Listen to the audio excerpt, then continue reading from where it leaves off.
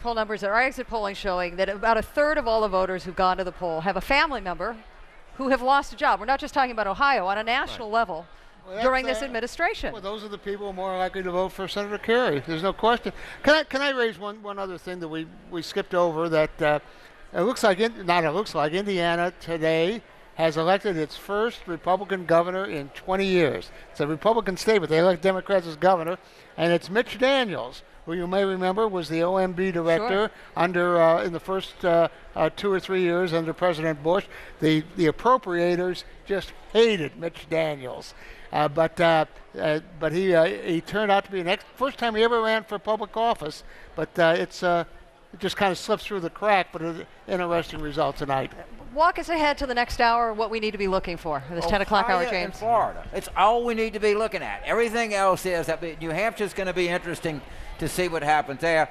But you want to look at Ohio and Florida, and you want to look at Iowa, Wisconsin, and Bob's right, New Mexico and Nevada. But the big thing, 90% of everybody's attention ought to be focused on: is there a split in Ohio and Florida, and what happens to the ciphering from that point? One would expect this mantra from the "keep it simple, stupid" guy from the Clinton campaign. Exactly. It doesn't matter that the president's watching the election returns or what they think.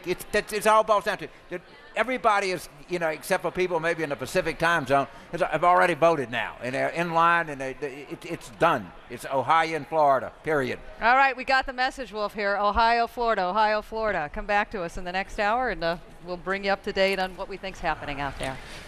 We'll be checking back with you, Paula, and the entire Crossfire team throughout the night. The next poll closings, 4 states, 20 electoral votes at stake coming up in, 45 seconds or so from now. We're going to be watching that, seeing if we can make some projections, seeing if these votes, the Electoral College votes, will change. Presumably they will. The 4 states that will be closing: Iowa, Nevada, Utah, and Montana. Those 4 states, as we can see them right here, closing in only a few seconds.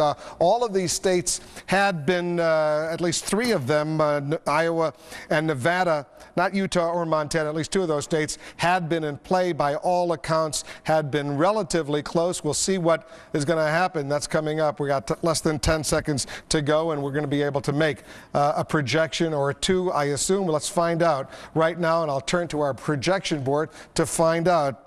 10 p.m. on the East Coast, and we can project as expected. No great surprise. Utah and its 5 electoral votes going for the President of the United States. This has been widely expected.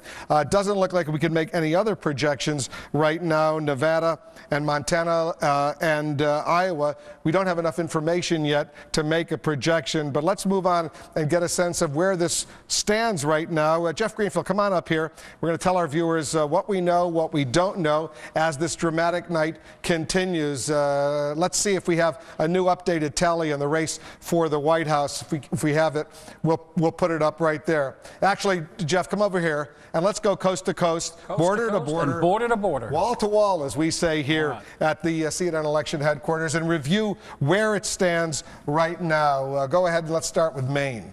Maine, we know Kerry has 3 electoral votes at least. We have not yet figured out whether Maine, which splits its congressional district, is going to give 1 vote to George W. Bush. The way it's going tonight, that could be significant. New Hampshire, a close Bush state 4 years ago. It's very close right now. Whether Ralph Nader will be a figure there, a spoiler there again as he was in 2000, we don't know. Rest of New England looking very good for all of these blue states. We should remind our viewers the blue states are states that we've projected going for John Kerry. The red states, as you'll see, are states we've projected going for George W. Bush. But here are the ones that one of the ones we're most looking at. Pennsylvania. You can look at this margin of 63 to 37%, and if you're a Democrat, take heart from it. But it doesn't tell you anything about how that state's going to go because, as I said before, we don't know where the votes are coming from. Virginia has gone for Bush, no surprise. North Carolina, New Jersey, as we mentioned earlier, the Bush people had some hopes there. That went handily for John Kerry. With 68% of the vote in New Jersey. But let's come over here, Wolf, to a state that we've talked some about already. Florida, 77% of the vote in, and you'll notice that the president has a lead of more than 250,000 votes. But because we don't know whether South Florida, Broward, Palm Beach, Miami-Dade is weighed in, we can't tell how significant that is. How significant, with 77% of the precincts reporting, is that 1% for Ralph Nader? Well, Ralph Nader is performing sufficiently badly so that he's nowhere near the spread in this. He doesn't look like unless this thing closes up dramatically the way it did in 2000, we can't say whether Ralph Nader's margin would make the difference or not at this point. Florida, we can't project the winner yet because we don't have enough information, but all these other states, Georgia, Alabama, Mississippi, Kentucky, Tennessee, Louisiana, we have called for the president. But let's come back here. I just have a feeling there may be a bit of drama developing here in the bellwether state that has only missed the presidency once in the last 100 years. As I said, the Kerry campaign said, nope, we don't think we can compete in that state. Now, there's only 19% of the vote in, but that is an awfully tight margin. 51-49%, 19% of the precincts, almost 20% of the precincts reporting. Michigan, also very important. So far, only 5% of the vote in, 55% for Bush, 44% for Kerry. That could be totally misleading when 100% of the precincts have reported. Well, well, that's right. And the same thing is true of Ohio. The same thing is true of many of these states. Wisconsin, same thing, 9% of the vote in. These states divide depending on where the geographic location of these votes are so dramatically that's why we can't say much. If Milwaukee isn't reporting, big Democratic area of Wisconsin, then these returns really don't tell you much. All right, I want to take a quick break from this wall-to-wall analysis. Joe Lockhart, a senior advisor to the Kerry campaign, is briefing reporters over at the Kerry Edwards headquarters. Let's listen in. A long day for him, and is now having dinner with his wife. John Edwards arrived in Boston about 9:30, and I believe he is at the Westin Hotel now, having been reunited with his family. That's what I have on what's going on with the candidates. Let me talk a little bit about where we think things are. We are, I think, in a remarkably strong position as we stand here tonight. We think, let me try to do this in some semblance of order. The first state that will flip, we believe, is New Hampshire. We've had a very aggressive campaign up there, very aggressive ground game, and we expect to win that state. Ohio was a state that stayed close throughout the campaign, but we are very bullish based on the turnout in the state. We had very positive turnout within, as I was saying earlier, the Democratic precincts, particularly in African American communities. We had our precincts, the Democratic precincts, performing at 115% of our expectations, and we had the Republican precincts reporting it at 94.3% of expectations. A similar spread exists in the so-called Gore precincts and the Bush precincts from the year 2000. We had African American precincts reporting in very high at about 115% of what we expected, and Hispanic precincts reporting in at about 150% of what we expected. I think if you look at the vote that's coming in, what you have to keep in mind is there's a series of Democratic counties that we only have very limited reporting in now, and let me give you those counties, and with that, the margin that Gore had in 2000. Cuyahoga, obviously Cleveland, strong Democratic area. Gore won by 160,000. Lucas County, the Toledo area, Gore won by 35,000. Montgomery County, the Dayton area, Gore won by 5,000. Summit, which is Warren, which is where we had the rally over the weekend, Gore won by 25,000, and Mahoning County, which Gore won by 30,000. If you look at the numbers now, these are very underreported, and these are the ones that are coming in late. On Florida, we think as I said earlier today, we started with... All right, so Joe Lockhart briefing reporters in Washington, D.C., trying to project a very upbeat assessment where this election is going. Don't be misled necessarily. The Republicans are saying they're very upbeat as well. The Democrats are saying they're upbeat. In the end, we'll see what the real numbers, the raw tally is, and then we'll know who the next president of the United States is. We may know tonight, then again, we may not know. We're also standing by, I want to alert our viewers viewers, Barack Obama is about to speak to his supporters in Illinois. He's the Democratic candidate in Illinois. We've projected he will be the next senator from Illinois, replacing Peter Fitzgerald, the Republican who is retiring. Jeff Greenfield, Barack Obama will become the third African American to serve in the United States Senate. Ed Brooke, a Republican from Massachusetts, and Carol Moseley Braun, a one-term senator from Illinois. He was also, of course, the keynoter at the Democratic National Convention, where he probably gave the most electrifying speech of anyone.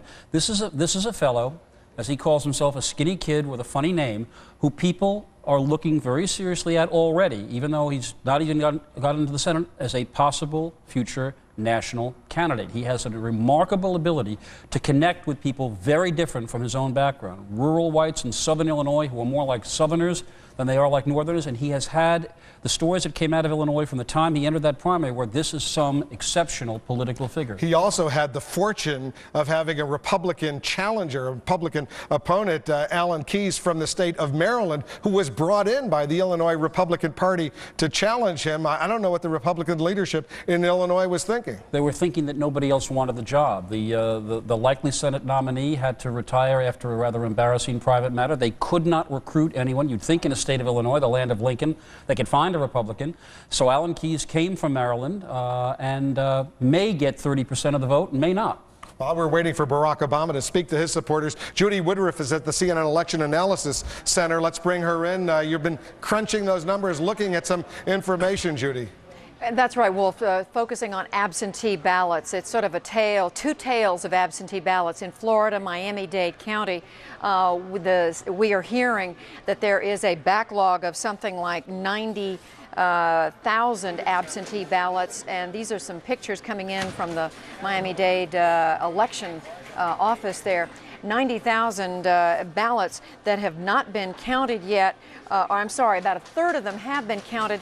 The Secretary of State of Florida, Glenda Hood, is saying that it will take until Thursday at noon to get those ballots counted. Now skip across the country to the state of Iowa, where we are told something like 450,000 absentee ballots were submitted, a number in that range. But the Iowa election officials are saying those ballots will get counted tonight, even if they have to work at it all night. So, Wolf, two different perspectives on counting for whatever reason. We don't know whether it's because of staff or whatever. The Democrats have done a little complaining in South Florida. They're saying maybe the Republican Secretary of State dragging her feet, but we have no evidence of that. And so, Judy, it's possible we may not have a final result from the state of Florida tonight or even tomorrow. It's possible, Wolf. If Florida turns out to be very close, those 90,000 ballots, however they may turn, and Miami-Dade is a community with Cuban Americans, other Hispanics. It's a mixture of Democrats and Republicans, presumably a Kerry vote and Bush vote there. Those votes could be very important. If it's a wider spread, they might not make any difference. Same thing in Iowa. If Iowa turned, which and those are both states, as you know, we have not called either one of them yet. If Iowa were close, those absentee ballots would be important. But again, the Secretary of State in Iowa is saying they will get counted tonight. Judy Woodruff, thanks very much. I want to back up over here and show our viewers this picture that we're seeing here from Illinois. Barack Obama expected to walk out into this crowd, speak momentarily. We have projected he will be elected the next United States Senator from Illinois. Barack Obama, a very popular figure in Illinois, a very popular Democrat now around the country. We see members of the family, his supporters, his friends walking in there. This is going to be a very exciting moment for Barack Obama and his supporters in Chicago and throughout the state of Illinois. Indeed, Democrats across the country have been watching this race. There's no doubt, there was ever, I guess, never much doubt that he would be elected, but we see, I think this is his wife who's about to speak right now, Mrs. Obama in Illinois. Carlos Watson, help me a little bit set the the stage. You spent some quality time with Barack Obama recently. Give us a little flavor who this man is. He's a guy who, as a biracial family, grew up in Hawaii and in Indonesia. Didn't seem to be on his way to the Senate as a young man, but after getting into Harvard Law School, did very well, moved to Chicago, became a professor and civil rights attorney. But when he ran Wolf, what was interesting is that no one thought he was going to win the primary earlier this year. He was running against 3 millionaires, but ultimately prevailed there. And then, as we said in the general election, things worked out really well. All right, hold on one second. I'm going to walk over and make a CNN projection now. CNN can now project at 10:12 p.m. on the East Coast. CNN can project the state of Arkansas will be carried by George W. Bush and its 6 electoral votes. Democrats in the last few weeks, last few days especially, thought they had a slight chance to go there. George W. Bush carrying Arkansas. As we know, the former president of the United States, Bill Clinton, had gone to Little Rock only this past Sunday to make a last-minute push.